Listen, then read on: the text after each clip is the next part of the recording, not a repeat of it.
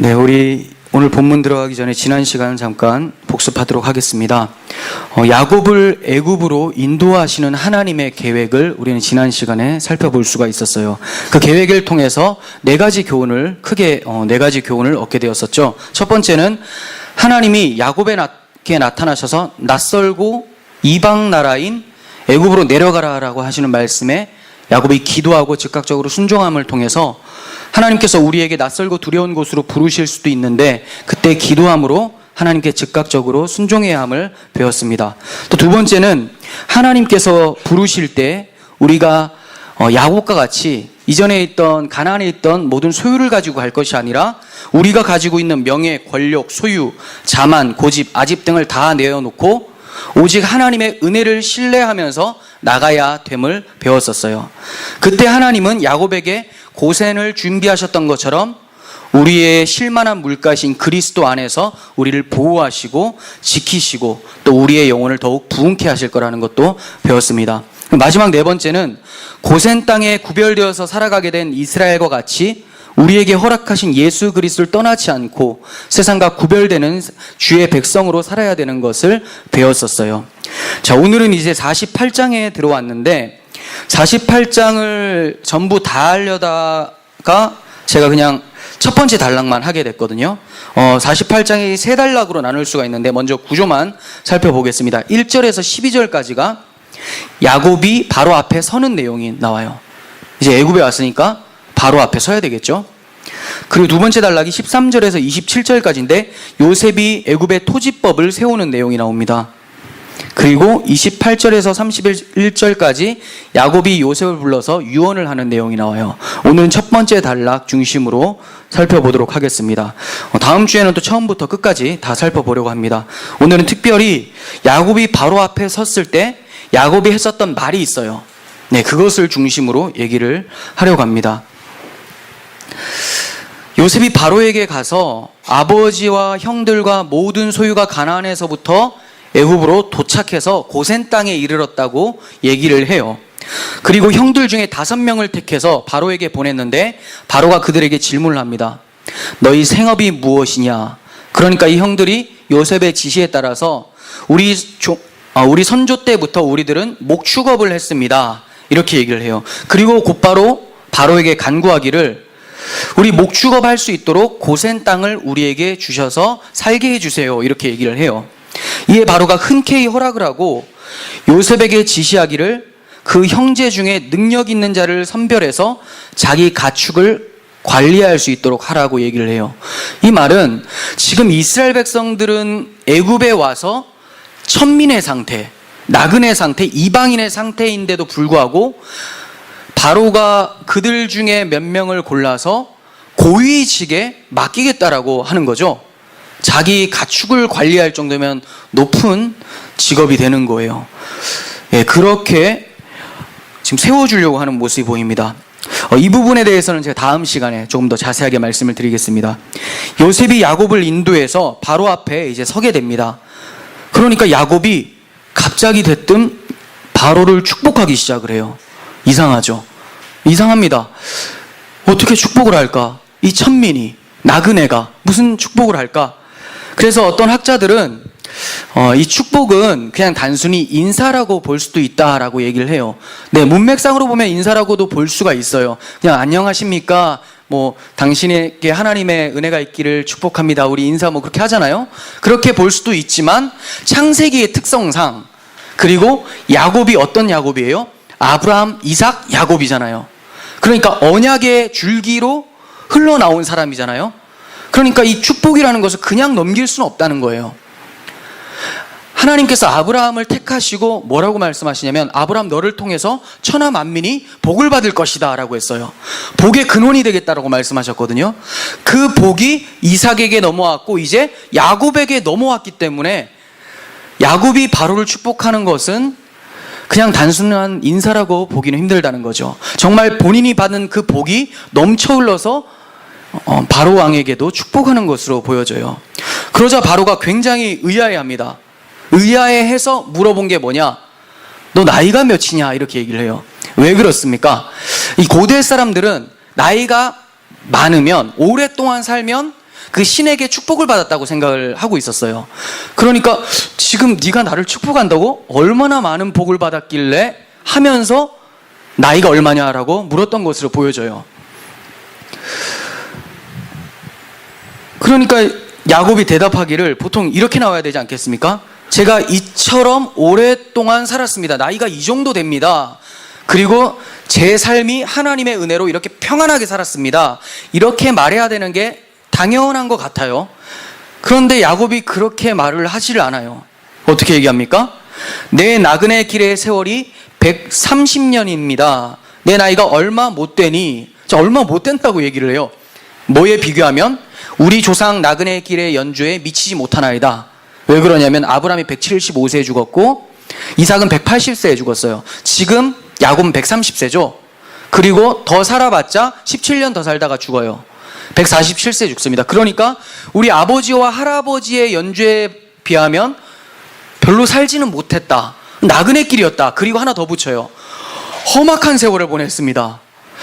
야, 이게 네 나이가 몇이냐? 도대체 네 나이가 몇이길래 나를 축복하느냐라고 하는 그 바로의 대답에 걸맞지 않은 모습이 나타나죠. 왜 이렇게 야곱이 얘기를 했을까요? 그리고 또 바로 앞에서 퇴장을 하면서도 또다시 축복을 하고 있어요. 이상하죠? 들어갈 때도 축복, 나갈 때도 축복. 뭐 그런 거 좋아하잖아요. 들어가나 나가나 다 축복받는다. 떡반죽 그릇까지도 축복받고 이런 거 많이 하는데 지금 야곱이 들어갈 때 축복하고 나올 때 축복하고 있는 거예요. 어떻게 야곱이 바로를 축복할 수 있었을까요? 무슨 배짱으로? 이것은 자신이 나그네 삶이지만 이 나그네 삶이라는 것 자체가 복받은 삶이라는 것을 인식을 하고 있었기 때문에 그래요. 복이 뭐죠? 복은 하나님이 근원이죠. 이 하나님 안에 거하게 되면 그 자가 복받은 사람이에요. 그렇기 때문에 성경은 하나님의 백성을 가리켜서 나그네라고 하고 그 나그네들을 가리켜서 복 있는 자들아 이렇게 표현을 하고 있어요.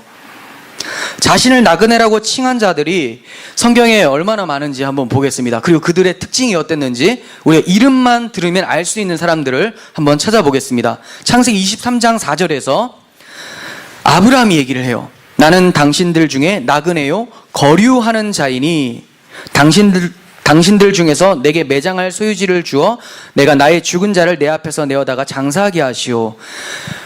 자기 아내를 매장할 땅도 하나 없을 정도로 거류민이고 나그네라는 거예요. 이게 아브라함의 고백이었습니다. 그리고 우리가 좋아하는 또 모세, 하나님의 백성을 출애굽에 인도했었던 주자죠. 그 사람이 어떻게 얘기를 합니까? 출애굽기 2장 22절 그가 아들을 낳음에 모세가 그의 이름을 게르솜이라 하여 이르되 내가 타국에서 나그네가 되었음이라. 네, 자기를 나그네 신분이라고 인식을 하고 있는 거예요. 또 역대상 29장 15절 세 번역으로 보면 다윗과 그의 백성이 기도하는 내용이에요. 주님 앞에서 우리는 우리의 모든 조상처럼 여기 전제가 나오죠. 모든 조상처럼 나그네와 임시 거주민에 불과하며 우리가 세상에 사는 날이 마치 그림자와 같아서 의지할 곳이 없습니다. 이게 다윗과 그의 백성들의 인식이었어요. 그의 조상들도 마찬가지였고요. 우리 이 땅 백성입니다라고 하지 않았어요. 나그네요 거류민입니다. 임시 거주민입니다.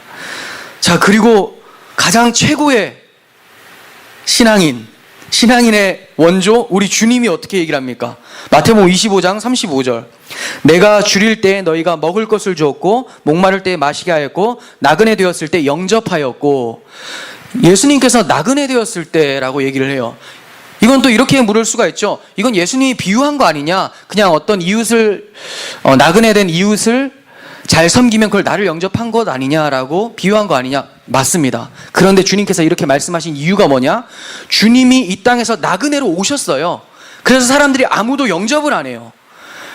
구약성경에서 분명히 나그네와 고아를 압제하지 말고 영접하라라고 했는데 왜 그렇습니까? 예수님이 이 세상 사람이 아니잖아요.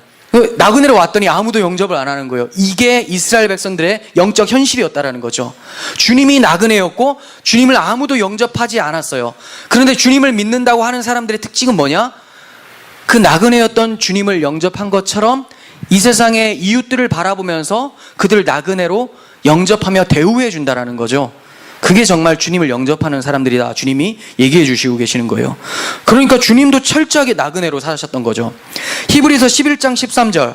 11장에는 구약의 믿음의 선배들이 쫙 나오죠.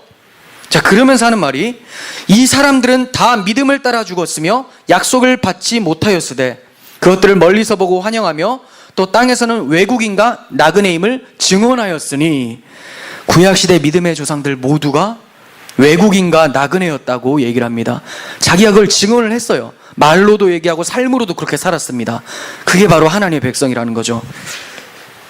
결국 베드로 사도는 흩어져 있는 교회들을 가리켜서 나그네들아 하면서 편지를 써요. 베드로전서 2장 11절. 사랑하는 자들아, 거류민과 나그네 같은 너희를 권하노니 영혼을 거슬러 싸우는 육체의 정욕을 제어하라 하면서 교회를 가리켜서, 즉 우리 보고 나그네들아 이렇게 부르고 있는 거예요.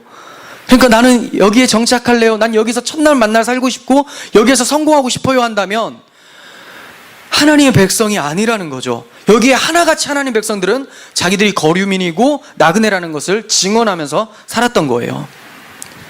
그렇다면 야곱이 살아낸 그 나그네 삶이 어떤 삶이고 왜 이런 삶이 복받은 삶이라고 인식하게 되었는지를 우리가 좀 살펴보려고 해요.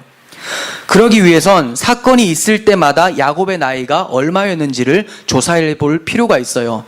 제가 이걸 계산하는 과정에서 굉장히 큰 은혜를 받았는데 지금 같이 계산을 해볼 텐데 머리가 좀 아플 수도 있지만 산수예요, 산수. 수학은 아니고 산수니까 같이 계산하면서 이 나이 때 야곱에게 이런 일들이 벌어졌구나 하면서 놀라시면서 은혜를 받았으면 좋겠습니다. 자, 그러면 제가 좀 설명을 하도록 하겠습니다.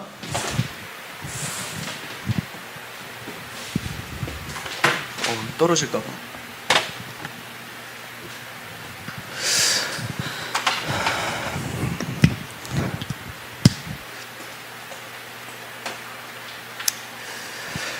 먼저 요셉의 나이를 알면서 시작하는 게 좋아요. 요셉의 나이가 정확하게 적혀 있거든요.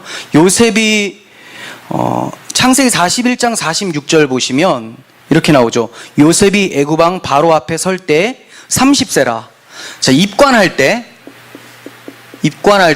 요셉 나이가 30세예요. 그리고 나서 어떤 일을 겪습니까? 7해 풍년을 겪게 되죠. 예, 7해 7년 동안 풍년 잘 안 보이죠. 7년. 자, 그리고 나서 이때가 그러니까 37세예요. 풍년을 겪은 때가 37세. 그리고 형들을 만나서 자신의 정체를 밝혔을 때가 언제냐? 풍년이 7년이 지나고 흉년이 7년 중에 2년째. 예, 흉년 7년 중에 2년째에 형들을 만나요. 몇 절이죠? 45장 6절과 9절 보겠습니다. 이 땅에 2년 동안 흉년이 들었으나 아직 5년은 밭갈이도 못하고 추수도 못할지라. 5년 남은 거죠. 당신들이 속히 아버지께로 올라가서 아뢰기를 아버지 아들 요셉의 말에 하나님이 나를 애굽의 전국에 주로 세우셨으니 지체 말고 내게로 내려오사, 이렇게 얘기를 해요. 그러니까 여기서 2를 더하면 되겠죠. 흉년 2년. 그러면 39세 때 지금 요셉의 나이가 형들과 만났고 아버지를 만난 나이예요. 그죠? 아버지를 만나고 형들을 만난 나이가 39세. 이때 야곱의 나이는 몇 살입니까? 오늘 본문에 나오잖아요. 야곱 130세. 130세 맞죠? 그러면 야곱 130, 요셉 39세. 야곱이 요셉을 몇 살에 난 겁니까? 91세. 그죠? 91세에 낳았어요, 요셉을. 와, 굉장히 노년에 낳았어요. 아브라함이 100세에 이삭을 낳아서 우리가 다들 깜놀했는데 지금 야곱도 만만치가 않은 거예요. 얼마나 애지중지하면서 사랑했었던 아들이겠습니까? 이 아들하고 17년 동안 같이 살잖아요. 17살 때 요셉 팔려가니까 얼마나 사랑하면서 살았겠습니까? 이 아들과 그러면 결별된 상태가 몇 년이겠습니까? 요셉이 형들을 팔아먹을 때가 17세라고 했어요. 17세. 17대 팔아먹었어요. 근데 지금 몇 살이라고 했죠? 39세 만나잖아요. 39세. 그러면 22년이죠? 22년. 22년 만에 잃어버린 요셉을 만난 거예요. 키운 날보다 잃어버린 날이 더 많아요. 17년 키우고 22년을 잃어버렸어요. 한번 생각해 보십시오. 제가 제 딸을 키우다가 22년 만에 만났을 때 한 24, 5살이 됐어요. 엄청난 감격과 또 슬픔과 뭐 탄식 이런 게 막 나타날 것 같아요. 이게 지금 야곱의 심리 상태라는 거예요. 그러니까 이 정도 22년 동안 아파했으면 형들을 미워할 수밖에 없겠죠. 아, 쟤네들 때문에 뭔가 찝찝한데 물증은 없고 쟤네들이 죽인 것 같은데 팔아넘긴 건가? 막 별의별 생각을 다 했을 것 같아요. 굉장히 힘든 나날을 22년 동안 야곱이 보낸 거예요. 그러니까 요셉을 잃어버렸을 때 야곱의 나이가 그럼 몇 살입니까? 여기 130세에서 22년을 빼면 되겠죠? 그죠? 그러면 108세. 108세에 요셉을 잃어버린 거예요. 와, 정말 나이가 많을 때 눈이 침침할 수도 있는 그때 잃어버렸습니다. 91세 요셉을 낳고 100세 요셉과 결별했으니까 17년 키우고 22년 헤어졌습니다. 그토록 마음 아픈 나날을 보냈어요. 그렇다면 요셉의 22년의 삶은 과연 어땠는가? 요셉도 야곱과 같이 나그네 중에 대표자로 등장하는 사람이죠. 요셉이 진짜 나그네 중에 나그네예요. 이 사람이 22년 동안 그냥 놀고 먹은 게 아니에요. 보세요. 17세에 애굽의 노예로 팔려와서 몇 살에 입관합니까? 30세였죠. 30세. 그럼 30세 되기까지 13년 동안 어디에 있었어요? 감옥에 있었다는 거예요. 그냥 보면 한 2, 3년 있었나라고 하는데 13년 동안 억울하게 누명을 쓴 채로 감옥에 있었는데 더 놀라운 것은 요셉이 믿음이 약해지지 않고 하나님과 동행하여서 형통하였더라라고 성경은 얘기하고 있어요. 이걸 계산하면서 더 닭살이 돋았어요. 어떻게 이럴 수가 있는가? 우리는 이 땅에서 교회를 매주 나오면서도 내 신앙이 왜 이럴까 하면서 곤두박질 치고 주님이 계시는가 안 계시는가 막 이렇게 헷갈려 하는데 이 사람은 누명 쓴 채로 가나안 땅도 아니고 하나님을 믿는 그 땅도 아니고 애굽 땅에 와서 노예 생활로 감옥에 갇혀서 살았으면서도 하나님과 동행했다라고 성경은 기록하고 있다는 거죠. 이 요셉의 엄청난 믿음이 놀랍고 이 엄청난 믿음을 지켜주신 하나님의 신실하심 앞에서 우리가 고개를 숙일 수밖에 없다는 거예요. 그렇다면 야곱이 요셉을 낳을 때의 나이가 91세였잖아요. 예, 91세에 낳았는데 이때 일어날 일들을 좀 살펴보겠습니다. 어떤 일들이 있었는가? 창세기 30장 25절 보시면 라헬이 요셉을 낳을 때 이렇게 나오죠. 91세 때라는 거예요. 야곱이 라반에게 이르되 나를 보내어 내 고향 나의 땅으로 가게 하시되. 자, 이제 나 14년 동안 일했으니까 너무 힘듭니다. 그러니까 이제 내가 내 땅으로 가야 되겠습니다. 고향으로 가야 되겠습니다 라고 했어요. 그런데 어떻게 됐습니까? 거절을 당해요. 내가 품삯 줄 테니까 조금 더 일해라. 그래서 6년을 더 일을 해요. 31장 41절 보겠습니다. 내가 외삼촌 집에 있는 이 20년 동안, 자, 총 20년을 일했어요. 외삼촌 두 딸을 위해서 14년, 예, 속아서 14년 일하죠. 그리고 외삼촌 양떼를 위하여 6년을 외삼촌에게 봉사하였거니와 외삼촌이 내 품삯을 10번이나 바꾸셨다라고 하면서 20년 동안 야곱이 일한 것을 얘기를 하고 있어요. 그러니까 91세 때 요셉을 낳았고 더하기 6년이죠. 6년을 더하면 97세 때 출하란을 해요. 출하란. 자, 이해가 되시죠? 그러면 여기 요 기간이, 자, 6년하고 14년을 더해야 되겠죠. 왜냐하면 하란에서 있었던 기간이 20년이니까. 하란에 온 지 14년 만에 요셉을 낳고 6년 더 일해서 97세 때 출하란을 하게 됩니다. 굉장히 노년에 출하란을 하게 되죠.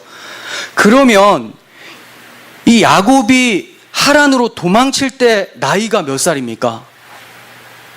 요셉을 낳았을 때 91세 빼기 14 하면 되겠죠? 14. 그러면 77세. 와, 저는 청년인 줄 알았어요. 자기 형 속이고 아버지 속이고 축복받아서 도망쳐 나올 때 청년인 줄 알았는데 나이가 77세라는 거예요. 이 사람 삶이 왜 이렇습니까? 이거 보면 은혜가 미치지 않으면 예수 못 믿죠.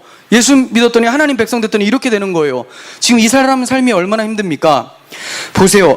77세가 되었을 때 형이 죽인다고 쫓아와서 도망가고, 그러면 77세부터 147세까지 50년 동안 죽을 때까지 힘들게 그렇게 살잖아요. 그럼 50년 뿐인가? 77세가 되기 전까지 어땠습니까? 태중에서부터 형하고 치고받고 싸우다가 나오잖아요. 나왔는데 아버지가 형만 편애를 하면서, 안중에도 없어요, 야곱은. 77년간 편애를 받으면서 자라왔던 거죠. 그래서 그도 나중에 편애를 하는 모습도 좀 나타나는 것 같아요. 이게 뭐 한이 맺혔는지 답답했는지 77년간 괴롭게 살다가 또 77년간 2차적으로 또 다시 괴로움이 찾아오게 됐다는 거죠. 이러한 고난의 날들 때문에 야곱이 바로 앞에서 내가 나그네의 험악한 세월을 보냈습니다, 이렇게 얘기를 하는 거잖아요. 이 험악한 나그네의 길을 정리해보면 이렇습니다. 하나씩 정리해보면 순서대로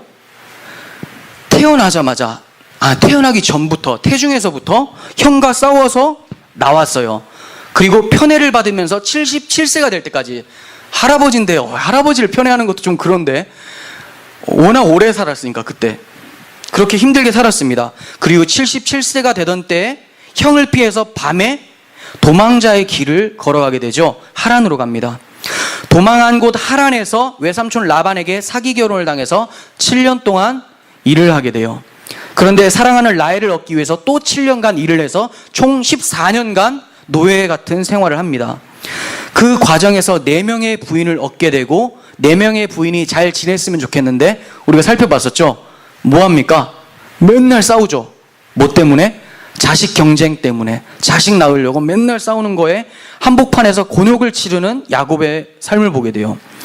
노년의 20년간 외삼촌 집에서 종살이, 처가살이를 하게 되고 10번이나 장인이자 외삼촌에게 사기를 당했어요. 출하란을 했었던 97세 때 얍곡강에서 허벅지 관절이 어긋나서 남은 50년을 지팡이 없이 걸어 다닐 수 없는 절름발이 인생으로 살아가게 됩니다. 그리고 세겜에 와서는 외동딸 디나, 12명 아들 1명 딸인데 눈에 넣어도 아깝지 않고 너무나도 사랑하는 이 딸이 세겜에서 성폭행을 당하는 아픔을 겪게 돼요. 상상도 못하죠.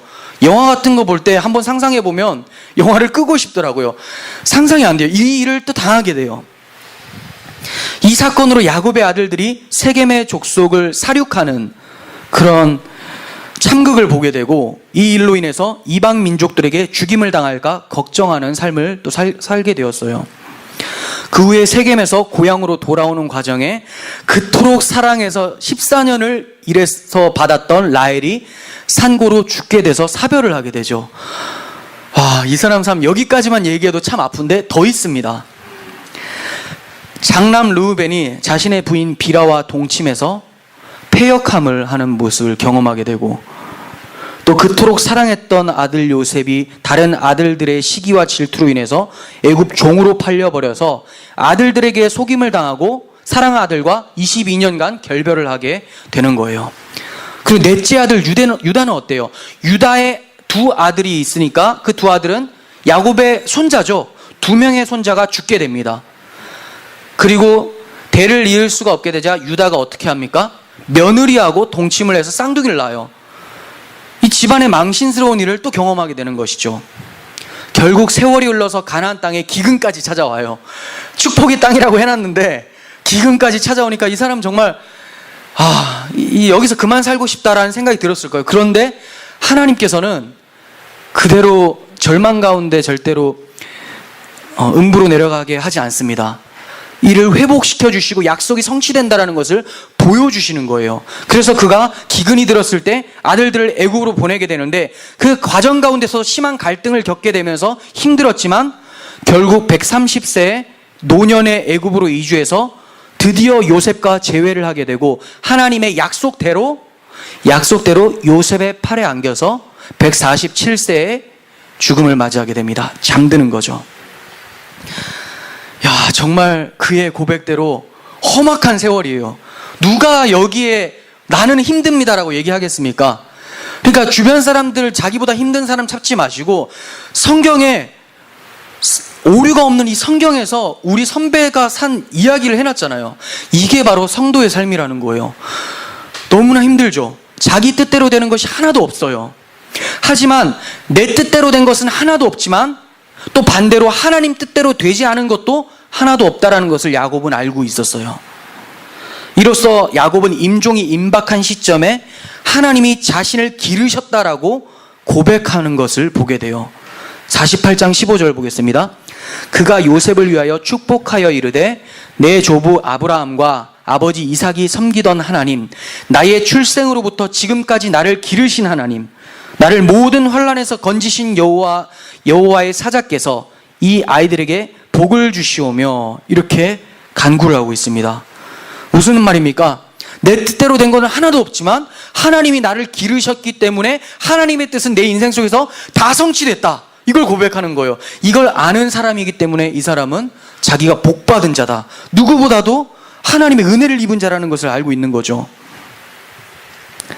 왜 이렇게 나그네의 삶이 고달픕니까? 이 세상 사람이 아니기 때문에 그래요. 하나님께서 자기 백성들이 이 땅에서 정착하려고 할 때 그것을 허락치 않으시기 때문에 삶이 고달픈 거예요. 만약 내버려 두신다면 일시적으로는 이 세상과 버타면서 지내면서 일시적 기쁨을 누릴 수는 있어요. 하지만 그것은 채우지 못할 욕망을 부추기는 것밖에 되지 않기 때문에 이내 괴로움이 찾아오게 되는 것이죠. 즉 이 세상에서 나그네로 사는 것, 하나님의 뜻대로 끌려가며 내 뜻이 말살되어지는 것이 바로 복이라는 거예요. 우리는 하나님 뜻대로 끌려가는 것을 굉장히 힘들게 느낍니다. 야곱과 같이 힘들게 느껴요. 그 이유는 우리의 죄악이 그토록 하나님의 손에 끌려가는 것을 부담스러워하기 때문에 발생하는 사건들이라는 거예요.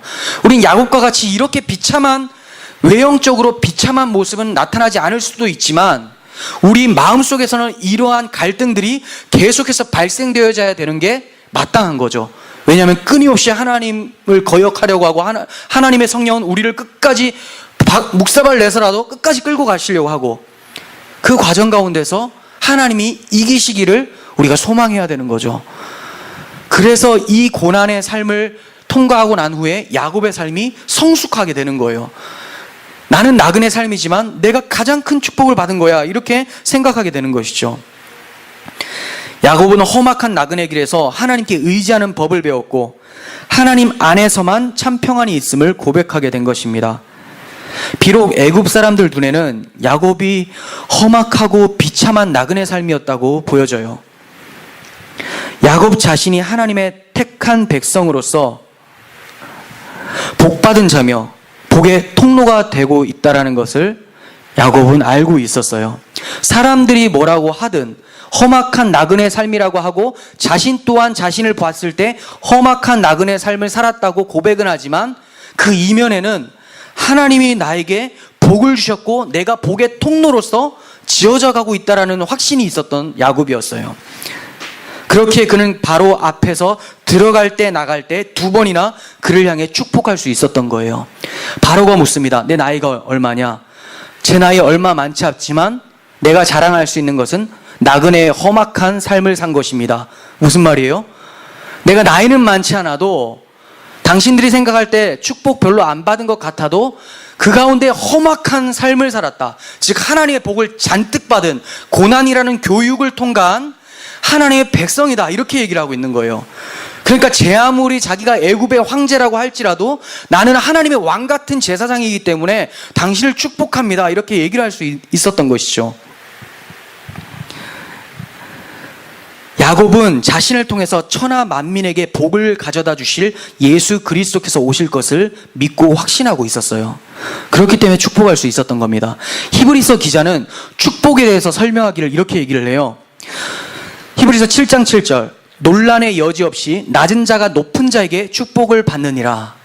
낮은 자가 높은 자에게 축복을 받아요.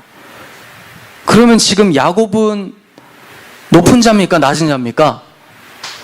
눈에 볼 때는 낮은 자인데 야곱 자신은 애굽의 왕 바로보다 높은 자라고 생각을 하는 거예요.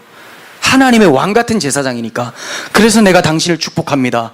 오히려 고센 땅에 빌부터 살아야 될 사람인데 그것 또한 하나님이 작정하셨다는 것을 야곱은 아는 거죠. 바로가 그걸 선택한 것이 아니라 하나님이 바로의 마음을 이끌어서 자기를 거기에 데려다 놓았다라는 것을 인식하고 있었기 때문에 야곱은 바로 앞에서도 당당할 수밖에 없어요. 내가 당신을 축복합니다. 우리 성도가 이래야죠. 내가 비록 가진 거 아무것도 없어도. 베드로 보세요. 은과 금은 내게 없거니와 내게 있는 것을 너에게 주노니 나사렛 예수 그리스도의 이름으로 일어나 걸으라, 이렇게 얘기를 해요. 여러분, 뭐 주겠습니까? 세상 사람들이 원하는 거 주지 마세요. 진짜 그들이 모르지만 원해야 될 거, 그걸 주셔야죠. 하나님의 이름, 예수 그리스도의 생명을 주실 수 있어야 된다는 거예요. 그 생명을 가지고 있는 여러분들, 비록 나그네일지라도 우리가 왕 같은 제사장이라고 베드로 사도는 얘기를 하고 있는 거예요. 야곱은 임종머리에서 요셉을 향하여 유언을 할 때 자신이 받은 복이 가장 크다고 고백을 하고 있어요. 정신 나간 것 같지 않아요? 자신이 받은 복이 제일 크대요. 한번 보겠습니다. 창세기 49장 26절. 바른 성경으로, 내 아버지의 복들이, 자, 요셉의 아버지니까 자기예요. 자, 내가 받은 복이 내 선조들의 복보다 더 커서 영원한 산들의 정상에까지 이를 것이다. 그 복들이 요셉의 머리와 그 형제들 중 구별된 자의 정수리에 내릴 것이다. 자기가 자기 아버지 이삭과 아브라함보다 훨씬 더 복을 많이 받았대요. 이 복이 너무나 많으니까 어떻게 해요? 요셉에게도 이 복이 흘러가고 그 형제들 중에 구별된 자에게 정수리에 내려갈 것이다 라고 하면서 축복을 해요. 그러니까 바로 정도 축복하는 것은 뭐 아무것도 아니죠. 근데 한번 생각해 보세요. 진짜 야곱이 아브라함과 이삭보다 복을 많이 받은 것 같아요? 이삭은 100배의 거부가 된 사람이잖아요. 아브라함은 뭐 하나님이 처음 불러내 주셨던 믿음의 조상인데 누가 봐도 이 두 사람이 훨씬 복을 많이 받은 것 같은데, 그러면 야곱이 거짓말을 하는 것인가? 그렇지 않다는 거예요. 우리가 생각할 때는 아브라함과 이삭이 훨씬 복을 많이 받아 보이나 성경이 복받은 관점을 말할 때는 야곱이 더 많이 받았다고 하는 거죠. 왜 그렇습니까? 복이라는 것은 하나님이잖아요. 하나님을 많이 아는 것이 복받은 거예요. 하나님을 어떻게 많이 압니까? 고난을 통해서 하나님을 더욱 배우게 되는 것입니다. 야곱보다 하나님을 더 많이 아는 사람 있겠어요? 그렇게 많이 고생하면서 하나님이 나를 이렇게 다루셨다라는 것을 아는 야곱인데, 그러니까 내가 아버지보다 할아버지보다 땅은 좀 적고 돈은 적어도 내가 하나님을 누구보다도 많이 안다. 야, 이 큰 복을 야곱이 누렸던 거예요. 하나님께서는 고난을 통해서 하나님을 알아가게 하세요. 고난당한 것이 내게 유익이라 이로 말미암아 내가 주의 율례들을 배우게 되었습니다. 시편 기자의 고백입니다. 고난당한 것이 내게 유익이라 이로 말미암아 내가 주의 율례들을 배웠다. 즉 주님의 뜻을 알게 되었다라는 거죠. 여러분, 삶이 뜻대로 되지 않으십니까? 하나님께서 율례를 가르쳐 주시는 중이시고 하나님을 더욱 알아가게 하시는, 복을 내려주시는 중이라는 것을 기억하시길 바랍니다. 세상이 나를 험악한 나그네라고 비웃고 내 자신도 나를 돌아봤을 때 험악한 나그네 인생 같을지라도 우리의 정체성은 하나님께서 세워놓으신 예수 그리스도와 함께 보좌에 앉혀놓으신 왕같은 제사장이라는 것을 기억하시길 바랍니다. 그 기억함으로 말미암아 이 땅에 정착하지 마시고 나그네면 나그네답게, 하늘 왕같은 제사장이면 왕같은 제사장답게 나그네로서 두려움을 가지고 지내시는 우리들이 되기를 원합니다. 세상에 접목되어져서 세상에 안주하는 것을 두려워하는 나그네들이 되시기를 바랍니다. 베드로전서 1장 17절, 외모로 보시지 않고 각 사람의 행위대로 심판하시는 이를 너희가 아버지라 부른즉 너희가 나그네로 있을 때 두려움으로 지내라. 아멘.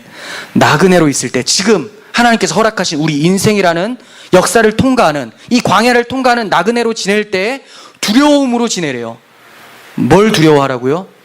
거룩한 행실에서 떠나지 말고 세속화되지 않고 주를 바라보면서 이 나그네 삶을 영위하라는 거예요.